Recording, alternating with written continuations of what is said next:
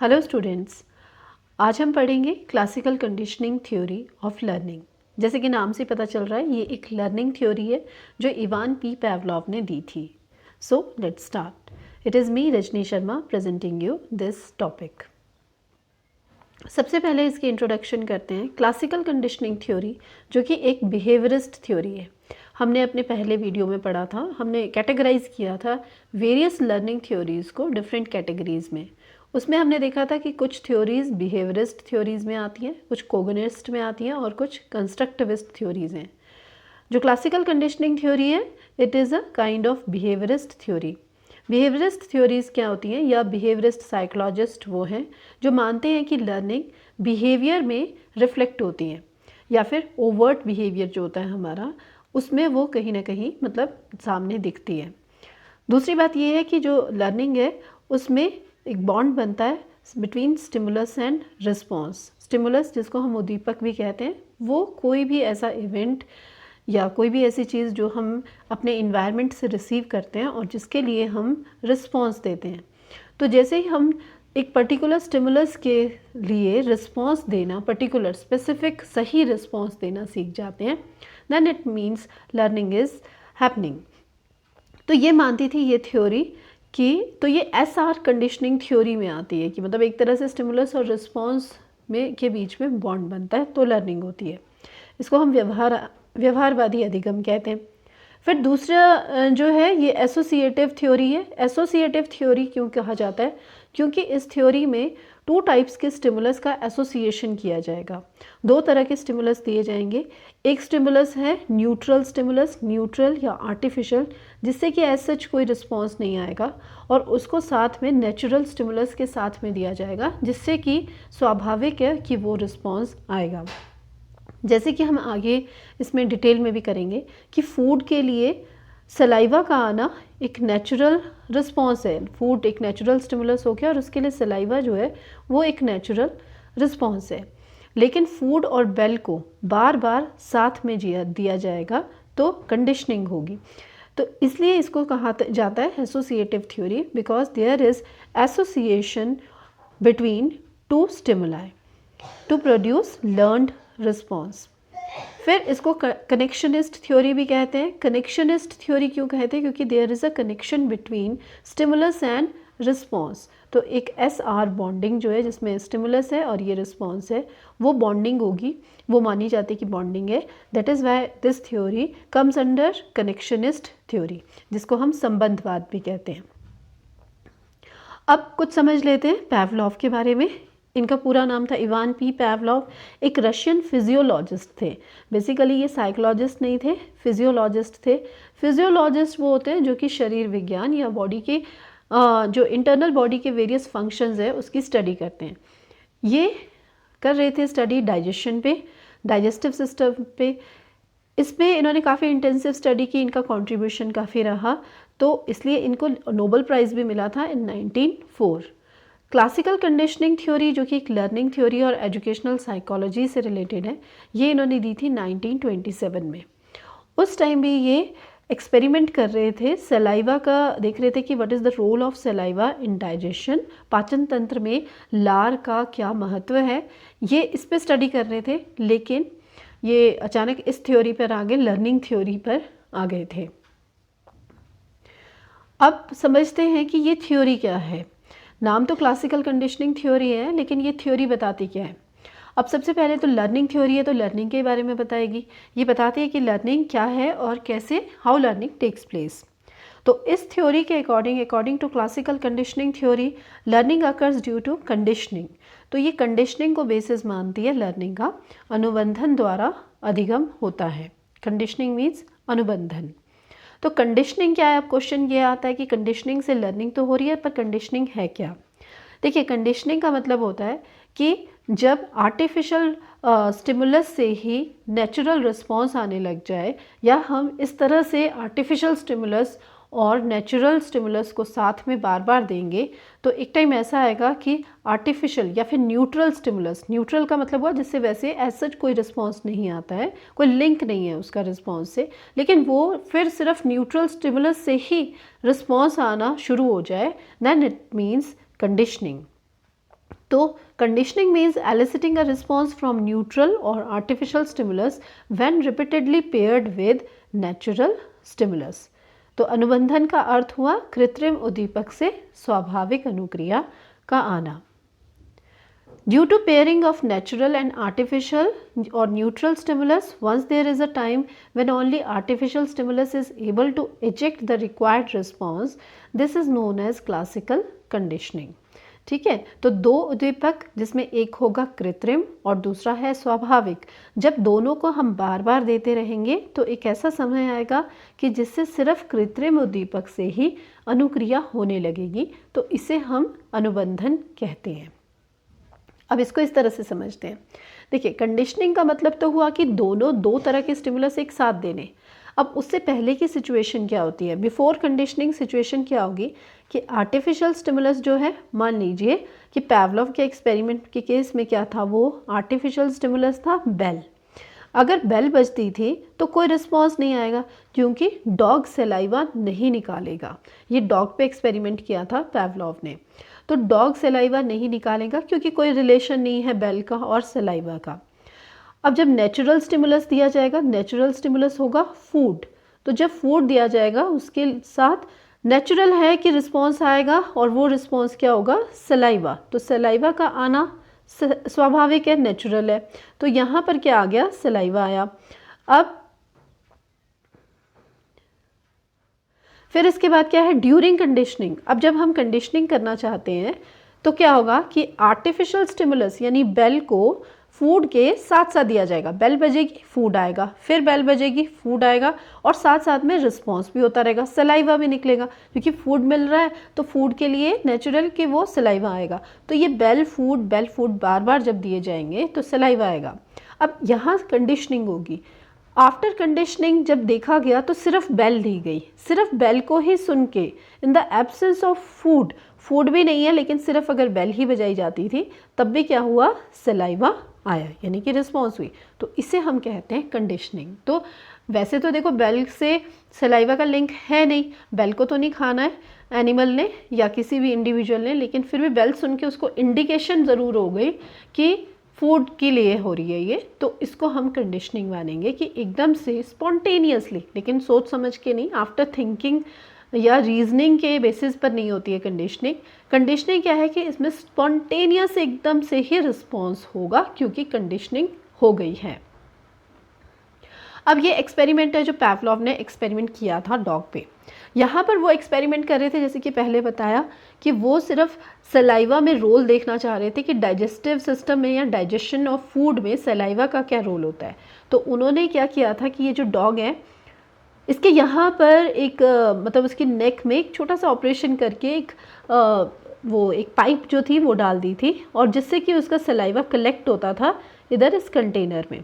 तो उसे ड्रॉप्स भी काउंट होती थी कि कितनी ड्रॉप्स आ रही है पर मिनट, या जितना भी टाइम पीरियड था उसमें कितनी ड्रॉप्स आएगी. और इसके आगे एक इस तरह की स्क्रीन लगी थी जहाँ से वो उसको देख सकते थे. अब ये जो एक्सपेरिमेंट किया गया, अब इसमें फिर वो उसके बाद खैर धीरे धीरे आ गए थे उस पर क्लासिकल कंडीशनिंग थ्योरी पे, लर्निंग पे. तो उन्होंने जब ये क्लासिकल कंडीशनिंग थ्योरी पर बेस्ड जब ये एक्सपेरिमेंट कर रहे थे तो उन्होंने सबसे पहले उसको बेल दी. जब उन्होंने बेल दी थी, बेल सुनाई, तो कोई उससे रिस्पॉन्स नहीं आया, कोई सलाइवा सिक्रीट नहीं हुआ. फिर फूड देते थे तो सलाइवा सिक्रीट होता था. लेकिन फिर जब उसके बाद, जैसे हम पहले भी कर चुके हैं, बेल और फूड दोनों एक साथ दिए तो सलाइवा आएगा.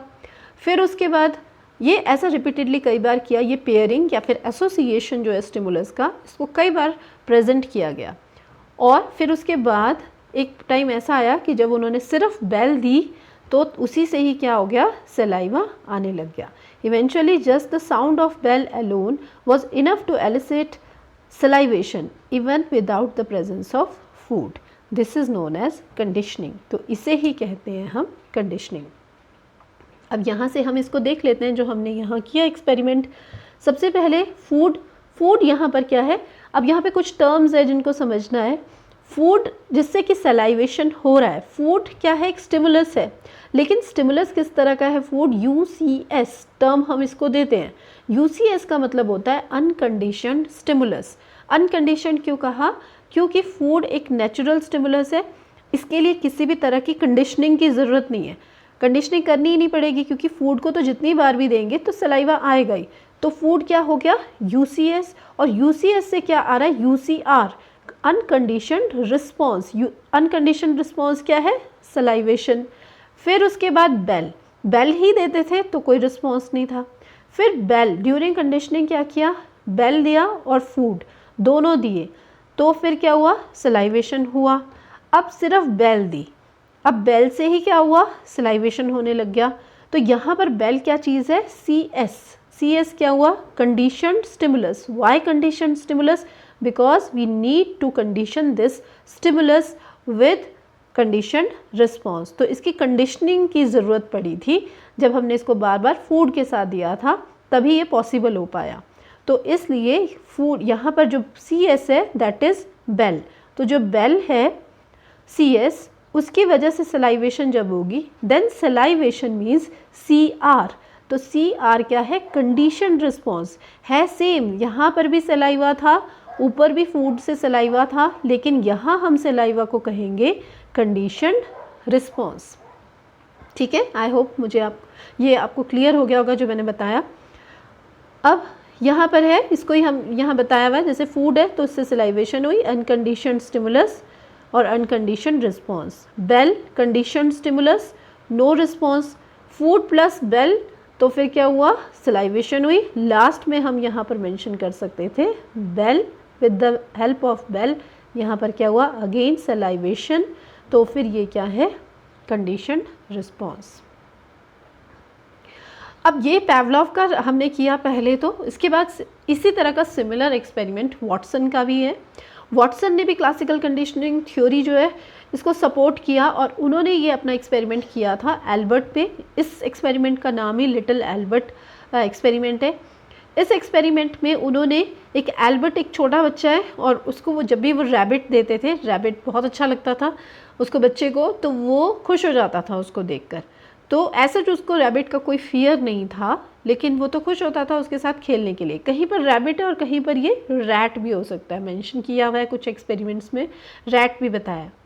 तो वो रैट या रैबिट जो भी है वो उसको देखकर खुश होता था। लेकिन एल्बर्ट यहाँ पर वाटसन ने क्या किया कि जैसे ही वो आता था वहाँ पर रैबिट, उसी टाइम वो ज़ोर से हैमर से एक लाउड नॉइज़ करते थे, जिसके लिए बच्चा डरता था, जिससे, क्योंकि नॉइज़ से फियर जो है वो नेचुरल होगा।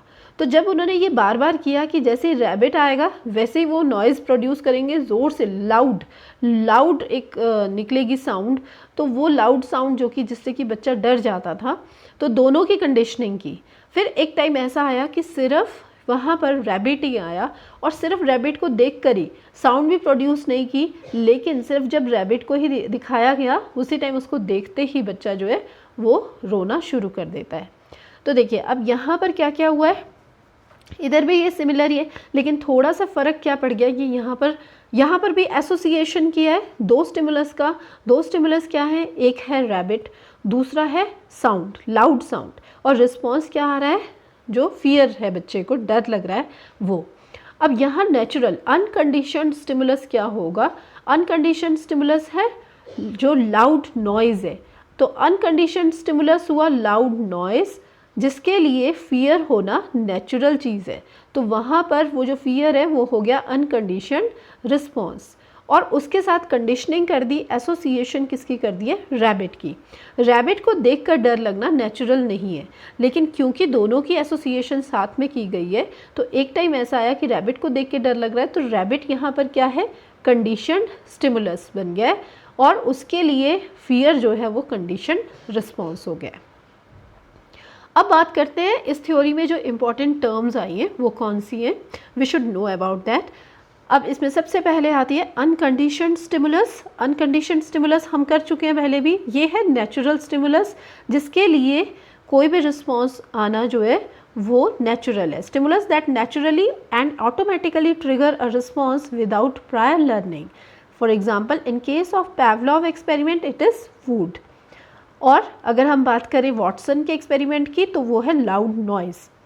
अनकंडीशनड रिस्पॉन्स क्या होगा, जिसके लिए यहाँ पर भी कंडीशनिंग की ज़रूरत नहीं है। Naturally occurring response that is elicited by unconditioned stimulus. Unconditioned stimulus natural stimulus के लिए कहा गया है, उससे जो रिस्पॉन्स निकलेगा उसको हम अनकंडीशनड रिस्पॉन्स कहेंगे। Salivation of dog in response to the food, तो पैवलव के एक्सपेरिमेंट के केस में अनकंडीशनड रिस्पॉन्स हुआ था सलाइवेशन, और एल्बर्ट के केस में वो था उसका रोना या फिर उसका फियर। न्यूट्रल स्टिमुलस क्या होता है? न्यूट्रल का मतलब होता है कि जो किसी भी तरह का कोई रिस्पॉन्स ना निकाले, इजेक्ट ना करे, तो वो कंडीशनिंग से पहले जो इस तरह का स्टिमुलस होगा जिससे कोई रिस्पॉन्स नहीं आता है। पैवलव के केस में क्या था? साउंड ऑफ बेल है एक इस तरह का न्यूट्रल स्टिमुलस जिससे कि कोई रिस्पॉन्स नहीं आ रहा था, क्योंकि वो कोई उसको, इसलिए उसको हम कहेंगे न्यूट्रल स्टिमुलस, या जिसको हम आर्टिफिशियल भी कह देते हैं, कृत्रिम, जिसे हम उद्दीपक कहेंगे। और उसके बाद है कंडीशनिंग टर्म हमने की इसमें। कंडीशनिंग का मतलब क्या होता है? It refers to the process of associating neutral stimulus with the unconditioned stimulus in order to create a new learned response. ठीक है, तो दोनों को एक साथ देना ताकि कंडीशनिंग हो सके और एक नई तरह का रिस्पॉन्स देना इंडिविजुअल सीख जाए। कंडीशन स्टिमुलस कौन सा होगा? अब कंडीशन स्टिमुलस कौन सा है? वो न्यूट्रल स्टिमुलस जिससे पहले की कोई रिस्पॉन्स नहीं आ रहा था, लेकिन जब उसको पेयर किया गया अनकंडीशन के साथ यानी नेचुरल स्टिमुलस के साथ, तो अकेले सिर्फ कंडीशन स्टिमुलस से भी क्या आ जाएगा? रिस्पॉन्स आना शुरू हो जाए, तो हम उसे कहते हैं conditioned stimulus. The unconditioned stimulus is neutral stimulus. ये क्या है? एक तरह का न्यूट्रल स्टिमुलस है। After being paired with repeatedly with unconditioned stimulus begin to elicit response similar to unconditioned response. अब कंडीशनड रिस्पॉन्स क्या है? अच्छा, ये जो अनकंडीशनड स्टिमुलस है ये है बेल इन केस ऑफ पैवलव। पैवलव क्या के एक्सपेरिमेंट में बेल क्या थी? कंडीशनड स्टिमुलस थी, क्योंकि उसकी कंडीशनिंग करनी पड़ेगी, हैबिट डालनी पड़ेगी। कंडीशनड रिस्पॉन्स क्या होगा? जो कि इस कंडीशन स्टिमुलस से जो रिस्पॉन्स देना सीख जाएगा कोई इंडिविजुअल। डॉग सीख गया कि बेल बजेगी तो क्या है? सलाइवेशन होगा। ठीक है, तो ये हो गया। तो यहाँ पर सलाइवेशन हो रहा है बेल के लिए जब, तो उसको हम कंडीशन रिस्पॉन्स कहेंगे। अब आ जाता है थ्योरी का बहुत important part, principles of classical conditioning theory. बहुत इंपॉर्टेंट है। आपके ऑब्जेक्टिव टाइप क्वेश्चंस जो भी टैट, सी टैट, नेट में बनते हैं उसमें यहाँ से क्वेश्चन बन जाते हैं। अब इसमें ये बताया पैवलव ने कि टाइम इंटरवल कितना होना चाहिए जब हम दो तरह के स्टिमुलस की एसोसिएशन कर रहे हैं, पेयरिंग कर रहे हैं, then what is the optimum time interval between two type of stimulus. समय अवधि कितनी होगी? That should be 0.5 second. 0.5 second का मतलब होता है हाफ सेकेंड, तो हाफ सेकेंड का इंटरवल होना चाहिए। बेस्ट क्या माना जाता है कि पहले CS मिले, कंडीशन स्टिमुलस यानी बेल पहले बजाई जाए, फिर उसके बाद UCS फूड दिया जाएगा, तो कंडीशनिंग बेस्ट वे में होगी। इसका मतलब ये हुआ कि हाफ सेकेंड किस लिए रखा है कि कम से कम टाइम होना चाहिए, बहुत ज़्यादा गैप नहीं होना चाहिए कि बेल तो बहुत जल्दी बज गई और उसके आधे घंटे के बाद, 15 मिनट बाद या 5 मिनट बाद भी अगर हम फूड दे रहे हैं तो एक ज़्यादा टाइम गैप हो गया, तो कंडीशनिंग इतनी अच्छी नहीं होगी। तो बहुत ही कम टाइम गैप होना चाहिए। इंटेंसिटी, तीव्रता, कितनी तीव्रता से बेल बजती है, पैवलव के एक्सपेरिमेंट में बात कर रहे हैं। जो high intensity of CS condition stimulus जो है वो थोड़ा ज़ोर का बजना चाहिए, जैसे ज़ोर की होनी चाहिए, तभी जो रिस्पॉन्स है उसका मैग्नीट्यूड भी हाई रहेगा। एक्सटेंशन वेरी इंपॉर्टेंट प्रिंसिपल, जिसको हम विलोपन कहते हैं। एक्सटेंशन का मतलब क्या हुआ कि देखो हम लास्ट में क्या कर रहे थे, सिर्फ कंडीशन स्टिमुलस दे रहे थे, बेल दे रहे थे, और बेल से ही क्या हो रहा था? सलाइवा आया, हमने फूड नहीं दिया। अब फूड तो नहीं दिया लेकिन बार बार हम यही कर रहे हैं, बेल बजा रहे हैं फिर भी क्या हो रहा है? सलाइवा निकल रहा है, फिर बेल बजा रहे हैं सलाइवा निकल रहा है, फिर बेल बजा रहे हैं सलाइवा निकल रहा है, लेकिन हम फूड नहीं दे रहे हैं। तो फूड क्या है? अगर UCS है वो तो एक नेचुरल स्टिमुलस था ना, आर्टिफिशियली दिए जा रहे हैं और उससे रिस्पॉन्स आ रहा है। तो बहुत देर तक अगर हम आर्टिफिशियल स्टिमुलस ही देते रहेंगे, बेल ही बजाए जा रहे हैं और सलाइवा आ रहा है लेकिन फूड हम दे ही नहीं रहे हैं, तो एक टाइम ऐसा आएगा कि सलाइवा आना बंद हो जाएगा in the absence of natural stimulus. तो इसको हम कहते हैं एक्सटिंक्शन। तो एक्सटिंक्शन का मतलब क्या हुआ? It is the extinction of response. तो क्या कहेंगे हम इसको कि जब एक तरह से एक्सटिंक्शन हो रहा है ये रिस्पॉन्स का in the absence of unconditioned stimulus. तो अनकंडीशनड स्टिमुलस जब नहीं दिया जाए बहुत टाइम तक तो फिर क्या होगा, और सिर्फ कंडीशनड स्टिमुलस ही देते रहेंगे तो उससे एक्सटिंक्शन ऑफ कंडीशनड रिस्पॉन्स हो जाएगा। अब ये देखा गया कि हमने जब बार बार सिर्फ बेल ही बजाई थी, कंडीशनड स्टिमुलस ही दिया और अनकंडीशनड स्टिमुलस यानी फूड नहीं दिया, तो सलाइवा आना कम हो गया, बंद ही हो गया था रिस्पॉन्स आना। लेकिन एक टाइम गैप के बाद मे बी नेक्स्ट डे फिर से क्या किया गया, फिर से CS ही दिया गया, कंडीशन स्टिमुलस यानी कि बेल ही जब दी गई सिर्फ, तो अचानक से फिर से रिस्पॉन्स आना शुरू हो गया। तो जब फिर से रिस्पॉन्स आने लग गया तो इसको हम कहते हैं स्पॉन्टेनियस रिकवरी, पुनः प्राप्ति। तो फिर से पुनः प्राप्ति हो गई, स्पॉन्टेनियस रिकवरी हो गई थी रिस्पॉन्स की।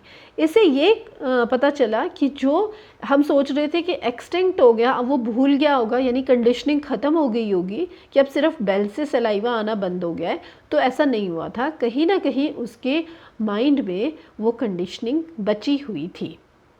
ठीक है, तो स्पॉन्टेनियस रिकवरी क्या हुआ, reappearance of conditioned response after period of rest और the passage of time following extinction, it is temporary recovery of the conditioned response. तो फिर से आ गई थी वो, फिर से उसका जो सलाइवा है वो निकलने लग गया था।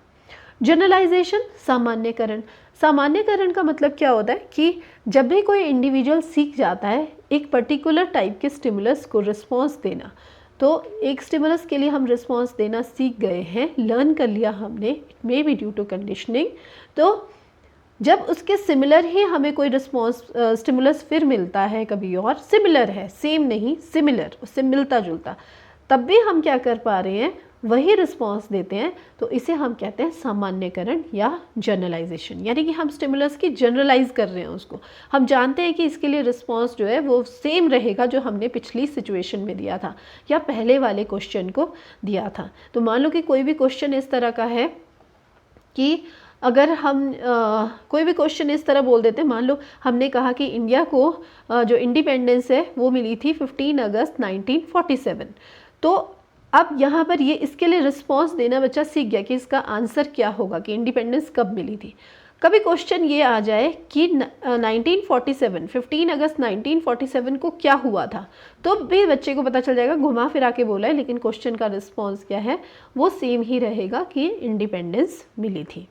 ठीक है, अब डिस्क्रिमिनेशन क्या है, डिस्क्रिमिनेशन यानी विभेदीकरण।